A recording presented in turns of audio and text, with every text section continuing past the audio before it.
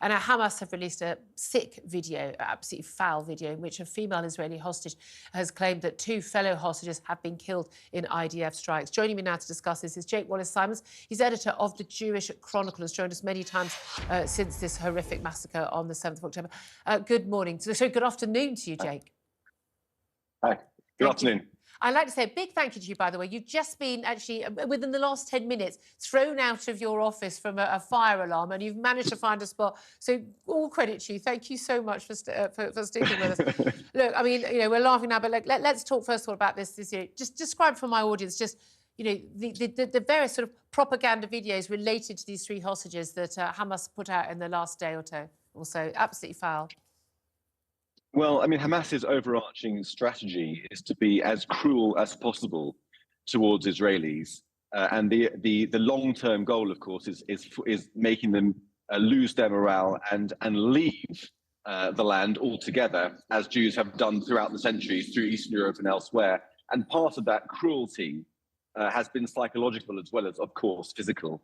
And the psychological cruelty we've seen most recently has been this video that was released yesterday of the three hostages, a woman, Noa, who we saw, she was the woman on the back of that motorbike being taken into Gaza, if you can recall, at the time on October 7th, and 2 other male hostages. You can see them on your screens now. And it ran this sort of social media game, guess who's alive and who's dead? And we'll reveal so sick, wasn't it? At the end, it was awful. It had this graphic with red marks and green marks. It was horrendous. These are real people's lives. And then now what's happened is the female hostage has been put up to present to camera that the other 2 have been killed. And that's been beamed out to the world. So real depraved cruelty from the Islamist fanatics of Hamas. Yeah, absolutely. And again, you know, with the footage of the bodies, but, you know, we don't know the circumstances which she was forced to say that. We don't know whether it's true, whether it was an IDF a missile that killed them or not. I mean, Hamas have got a history of lying. But even if it was, well, they wouldn't have been killed by an Israeli rocket if they hadn't been held hostage by Hamas. So either way, they're responsible. Exactly. I mean, the attempts to pin it on the Israelis themselves is just another measure of not just cruelty, but deception. It's funny how many people in the West are unable to get their heads around the fact that the people who behead babies, rape women, mutilate their bodies also have the capacity to lie on occasion about death figures and about the causes of death. People, you know, swallow this stuff whole, and it's just the whole thing is just an absolute travesty. But that leads me very nicely into one of those people, indeed. Now, Gary Lineker, he hasn't tweeted about this. I'm intrigued because he types to virtue signal about most things. I'd have thought this was an easy virtue signal. How disgusting is this horrific behaviour by Hamas, playing with people's lives and emotions like this? But no, interestingly not. However, he has chosen to delete a reposted tweet that he sent out to his many millions of followers, claiming there had been a misunderstanding, which was about football. And it was a call for Israel to be ousted by FIFA from international football tournaments, even though, weirdly, I don't recall him ever tweeting about how he thought that, you know, Russia should be ousted, or the Chinese for their treatment of the Uyghur Muslims, or indeed Saudi Arabia. And, of course, very happy to take £1 million+ from Qatar who have a terrible human rights reputation, and, of course, harbour numerous terrorist groups, including Hamas, within their borders. Quite happy to even attend their World Cup. And yet, uniquely, calling for Israel to be moved from FIFA World Cup tournaments. What did you make of his decision to repost that? And do you accept that it was, quote, a misunderstanding?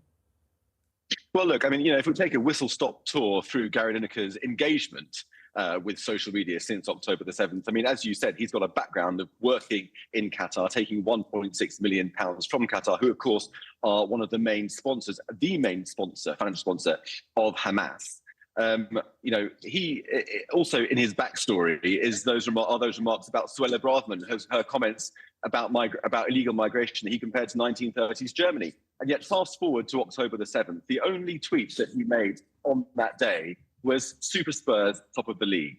Yeah. Didn't even mention the great massacre in southern Israel, this horrendous atrocity.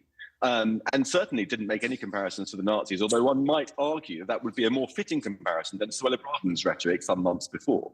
Then fast forward further, and of course, lots and lots and lots of tweets about how awful Israel is, how awful the suffering of the Palestinians is, and so forth. And I'm not meaning to downplay that at all, but there is a certain one-sidedness here, culminating in just the other day, retweeting, I think, a post which demanded for Israel to be expelled from international football organizations because it's trying to defend its citizens from terrorist butchers.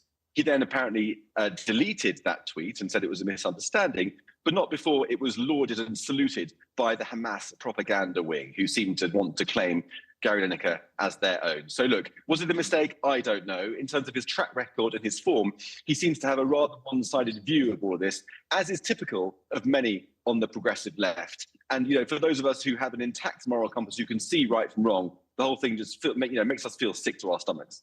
I have to say, I mean, it does repulse me, but we know, of course, you know, he gets cheered on by a certain group in society and in politics and in the media for what he does, and doesn't seem to take much criticism for it. I'm rather of the view, you know, my response to this is, we see you now. You know, we can see you. You have shown us who you are, and we can see you. And you and I always express concern about the innocent people of Gaza, particularly children.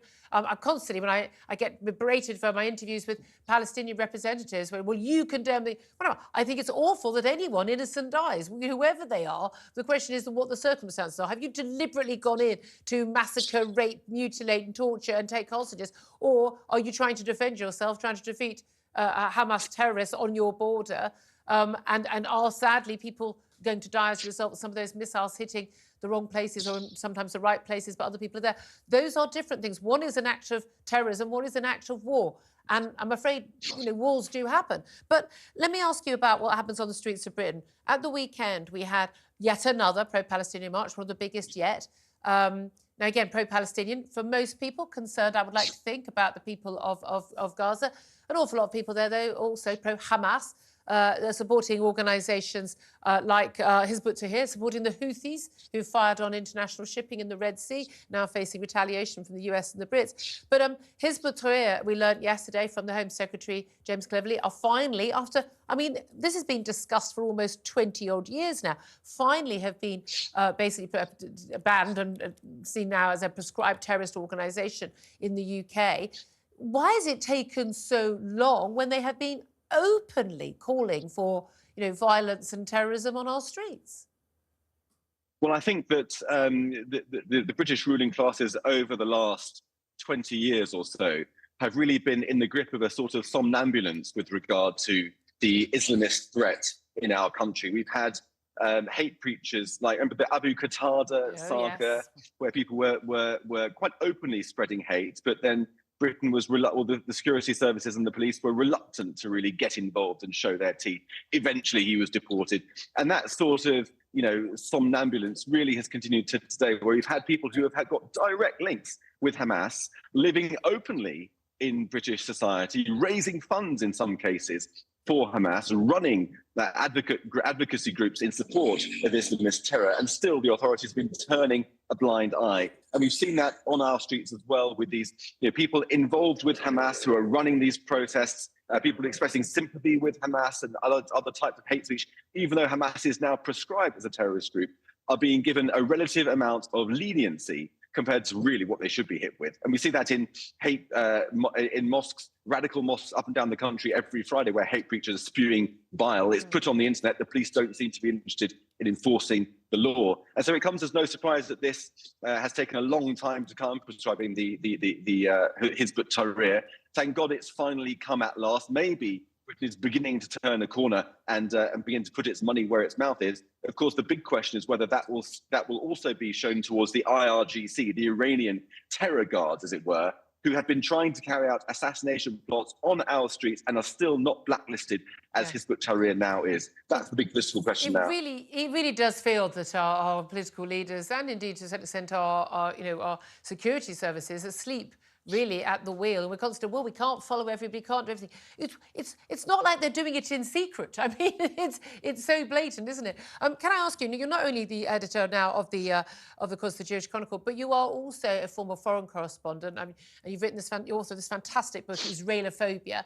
about how, you know, the hidden anti-Semitism. Oh, if I'm anti-Zionist, it's okay, not anti-Semitic. Whereas, of course, seeing actually the massively close parallels between those two sentiments. But your knowledge of the Middle East, you say, being a foreign correspondent out there, Donald Trump, incredible victory in the Iowa caucuses yesterday. Looks like, I mean, unless things change massively, he's going to be the Republican candidate.